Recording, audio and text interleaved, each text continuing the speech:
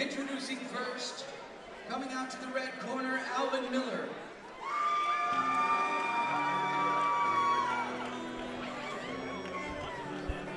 Looks like Alvin Miller's coming out of the Bonafide MMA camp.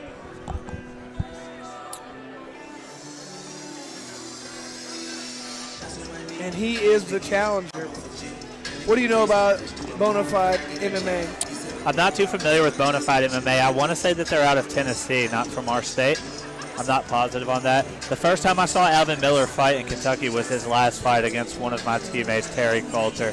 Alvin, I believe now, has an 8-8 record, and he lost his last fight against Terry. Terry came out off of a 2-year layoff. It looked like an absolute stud, the best my friend Terry has ever looked. But he always looks good. When asked about his recent losses, he said, "Another submission loss to show me my holes. My grappling is a work in progress. I'm going to stay amateur until I'm a dangerous grappler as well." I like that mentality. Like I talked to the guys before in the back, and I told all the fighters, your amateur career is about getting you ready to become a professional. So if you lose here, that's fine. You work on it afterwards, and that's what you need your amateur career for, is to make yourself ready to turn pro. So it sounds like he understands that. Let's see if he's corrected it.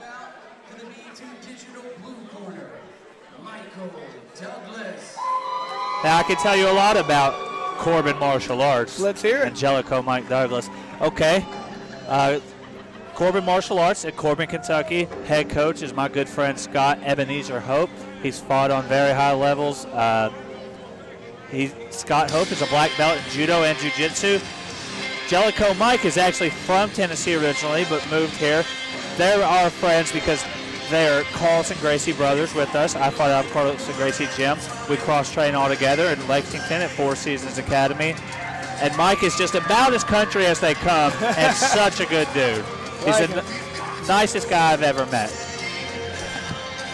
When asked about this fight, Mike said, "I want to show there is levels to this game and that I am ready for that next level."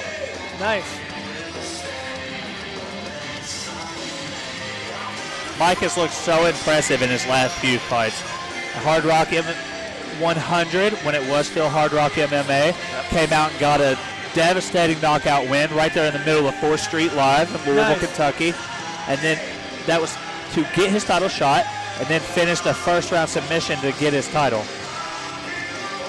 You can support Mike Douglas, on Instagram at Killer Mike D. So here's a question. Assuming, let's say he wins this fight, how long does he wait until he decides to turn pro? Have you guys talked to him about that one before? I haven't had that discussion with him. My goal would be 12 amateur wins. That would be a good number for me.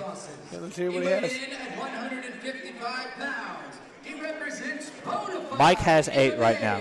From Nashville, Tennessee, Alvin Miller.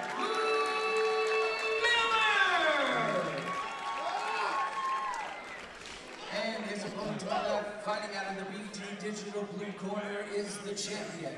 He has an MMA record of 8 wins and only 3 losses. Weighing in at 156 pounds, from Corbin Martial Arts, fighting out of Jellicoe, Tennessee, Michael Douglas! You see the Carlson Gracie Bulldog inside the right bicep of Mike Douglas. You can support Alvin Miller on social media at Barber Fights, which makes me really want to check it out. Barber Fights? Yeah. That's pretty good. Sounds like a good, theme to a page. I like that. Barber Fights. Here we go, like you talked about, Michael being a nice guy, a little respect right there. Alvin's coming to fight, though. Oh, he's throwing some hard punches right there. Good level change from Mike. Alvin doing a good job of climbing back up, but Mike gets his hands locked. Yeah, Mike is not wanting to let go of those legs. No. However, not an easy takedown, though. Good back trip there from Mike Douglas.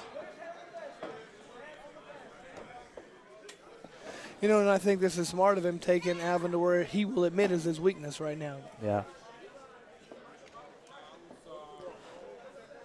Alvin says he wants to learn about his jiu-jitsu. This is how you do it. It's a tough place to learn right here in the cage, you know. Yeah. But you learn a lot more in the cage right here than about 6 months worth of training sometimes. Absolutely. Looks like Alvin's on this Kimura lock. He doesn't have the position to finish it, though. Yeah, but yeah.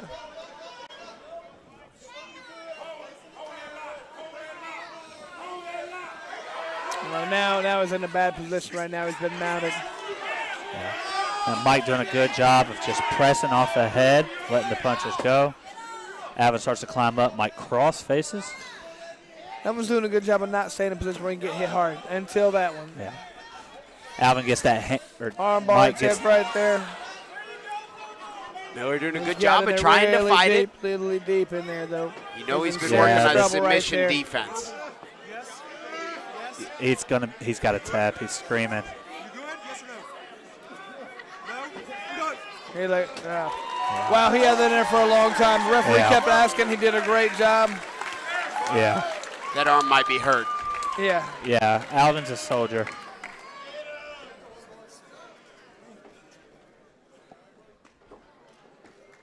Well, and as soon as Michael Douglas knew that he didn't want any more, he let go. You know, he didn't sit there. He didn't crank on it. He didn't try to prove a point. Looks like Mike Douglas is being awarded his purple belt.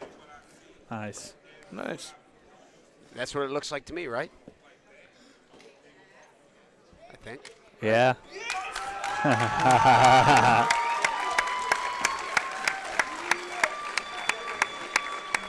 Very well deserved.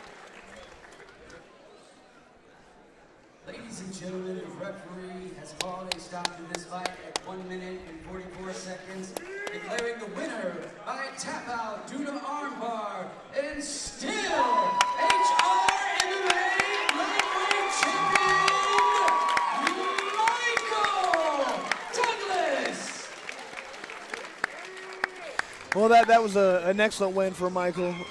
We'd like to see Alvin get back to the gym you were talking about, and really, he knows what he needs to work on. I'm standing here with the still champion, Michael Douglas, and Michael, I have to ask, you have a purple belt around your neck, and you seem to be extremely happy about it. What's that about? This is just, I'm speechless about this right now. You know, when I first started doing jiu-jitsu and training, I never thought this day would come. And see, I'm really emotional about this, man. I worked so hard.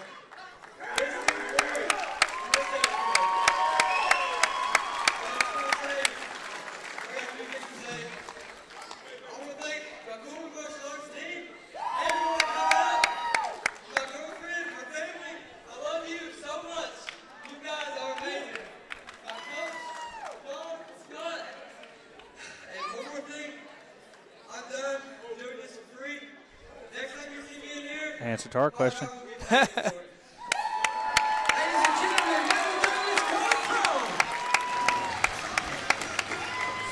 Yes. Congratulations, man. It's an honor to meet you. Honor to fight in front of you, sir.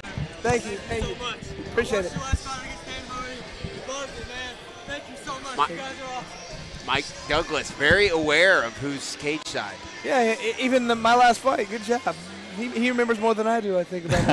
And he just finished a fight. I know. Well, and that answered that question. We talked about amateur, pro, whatnot. So, I mean, I know you said 12, but to me, I was going to say, I think it is a good idea just to not necessarily set an arbitrary number out there. And when you feel ready and your coaches feel ready and you know where you're at,